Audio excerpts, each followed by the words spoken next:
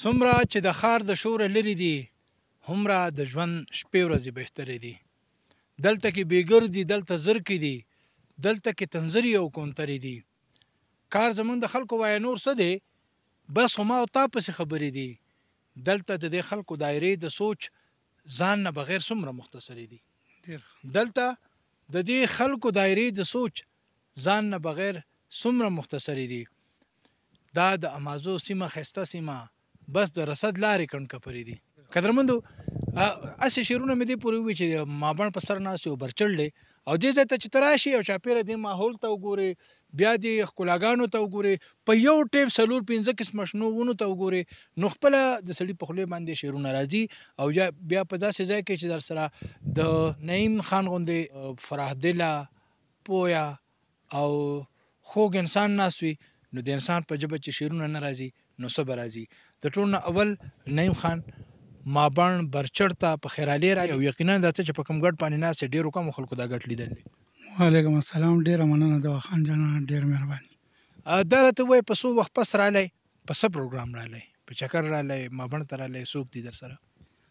دوا خان جانان صاحب زمونږ چې دی د تره زوی او د هغه چې دی قرآن عالم جوړ شو، د هغه دستربندۍ له راغلي وو. نو برچړ خو مونږ مخکې هم یو ځل راغلي وو، د دې ښایست او هر څه، نو دا دوباره مونږ لکه 2-3 کاله پس راغلو. نو مخکې خو یوازې راغلي وای که نه؟ جی جی اوس در سره بابي هم راغله؟ جی جی فیملی سره راغلي وو. فیملی سره راغلي وای، دا خبره مې کوله. د دې ځای فیملی د تاسو راغه ځنګل دی، د دې ځای د موسم، د دې ځای د ښکلا او د دې ځای چې کوم د امن دی، سکون دی، د دې باره کې څه وایي؟ جی ماشاءالله موسم هم ډېر ښه موسم دی. دا اوس چې دی مازدیګر لکه 5 نیمونه ټایم واوړېد او بیا هم نور پکې لګي، نو موسم یې ډېر ښکلی موسم دی. او ښایست خو مخکې نه برچل ډېر دغه لکه په انټرنیټ باندې وطن نیوز کې د دې دغه پراته دي، نو ډېر ښکلی ځای دی او دې ته لازمي راتلل. زه مخکې یوازې راغلی وم ملګرو سره، او اوس مې ځان سره فیملی راوستله او د خلکو نه دا ډېر متاثره شو چې د دې ځای خلک ډېر ښه خلک دا چې مونږ دلته چې راغللو، نو دلته مخکې نارینه خپل پروګرام کو، هغوی دلته نه لاړل بل ځای ته لاړل او دا یې مونږ لکه بچو او فیملی ته پرېښوده. د پښتو د رواج اوس هم خلک خیال ساتي؟ بالکل جی، نو د دې خلکو نه ډېر متاثره، خو بس لږه مسله پکې د روډ او د لارې ده. که دا ملکا پورې خو ښه دی، ملکا نه په دې خوا لغونته کې دا لار خرابه ده، نو که د دې باره کې خورشید باچا خو ډېر سنجیده دی، خو که نورو خلکو د دې باره کې لږ داسې قدم اوچت کو او دا چې نو اعلی حکام ته دا خبره ورسوله او دا روډ دلته صحیح شو، نو امید دی چې د پنجاب او د سند پورې خلک به دلته سیل سپاله راځي. دا کوم انویسټمنټ چې شوی دی تاسو دې ته په کوم نظر ګورئ چې آیا که دا کولاو شي وبه چلیږي؟ یو خبره، او دا اوسه پورې بندي دا 49 کروڑ روپۍ لګېدل دي، نو د دې باره کې ستاسو خپل څه د ګورنمنټ پیسې زموږ ستاسو پیسه لګېدل ده، حکومت دغه پالیسۍ ته چې دا بندي تر دې دمه په کوم نظر ګورئ؟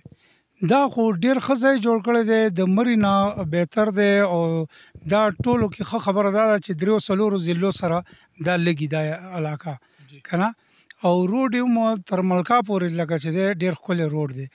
نو که دا صرف دا لغونده کې 3-4 کیلومیټر روډ که دا پوخ شو، نو دا خو ډېر په مري کې په کروڑو روپۍ لګي، نو که دلته دومره پیسې ولګېدې دا خو څه غټه خبره نه ده.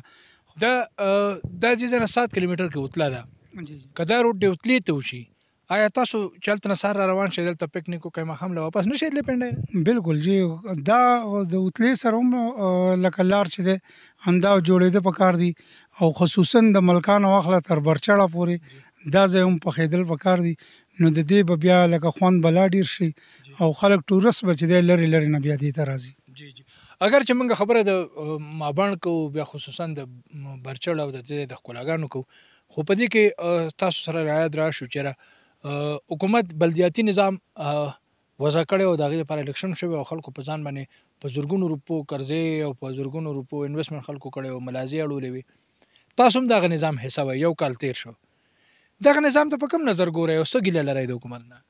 جانان صاحب الیکشن خو شوی او خلکو پکې چې دی دلچسپي هم اخیستې وه او ډېر لرې لرې نه ووټران خلکو راغوښتي وو. لکه کراچۍ نه واخله، پنډۍ، اسلام آباد نه ووټران راغلي وو، هغوی خپل ټیم ضایع کړی او الیکشن وشو. خو تر اوسه پورې په دې الیکشن کې چې دی چې کوم ممبران، جرنلان، تحصیل ناظمان جوړ دي نو هغه غریبانان صرف بس دوره نومه پورې دي چې جرنل صاحب، کونسلر صاحب، تحصیل ناظم صاحب. خو لکه تر اوسه پورې هغوی ته څه قسم فنډ د یو نیم کال پورې کېدو کې دی او څه قسم فنډ یا څه قسم ترقیاتي کارونه پکې نه دي شوي.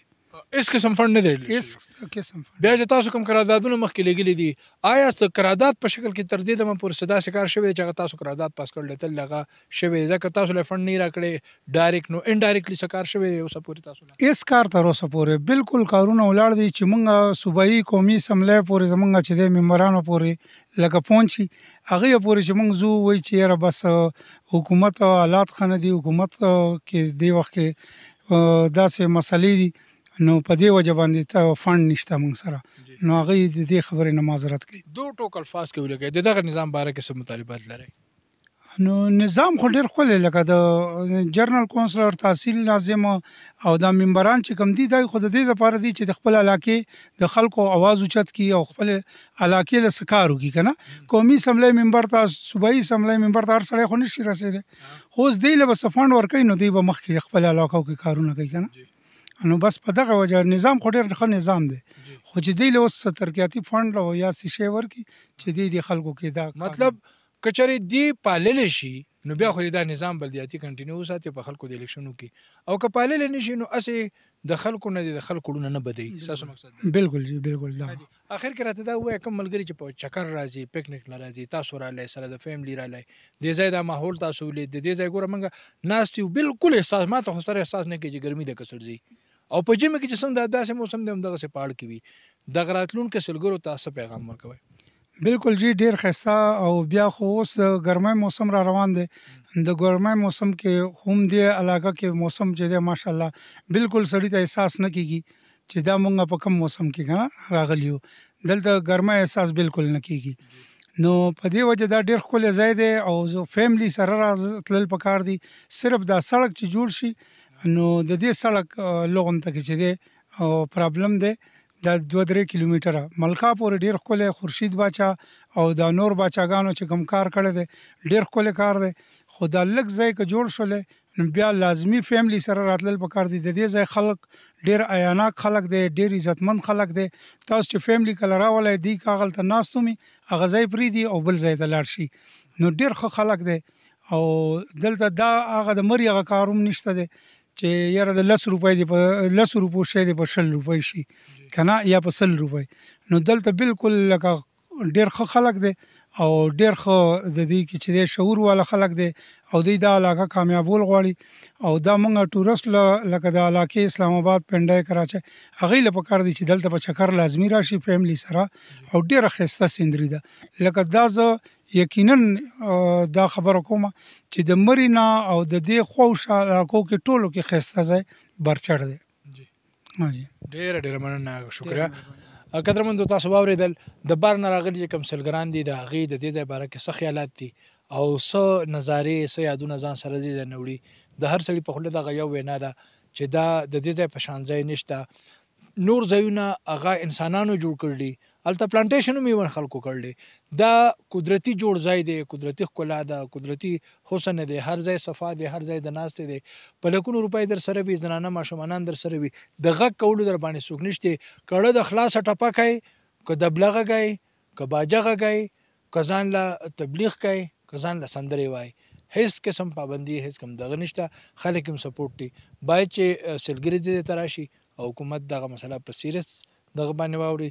د دې ځای د سیلګرۍ سره د دې ځای خلکو معیشت، د هغې معاش او د خلکو د ویډیا تفریح هغه دواړه تړلي دي. تاسو کو وطن نیوز زم د وخان جانان.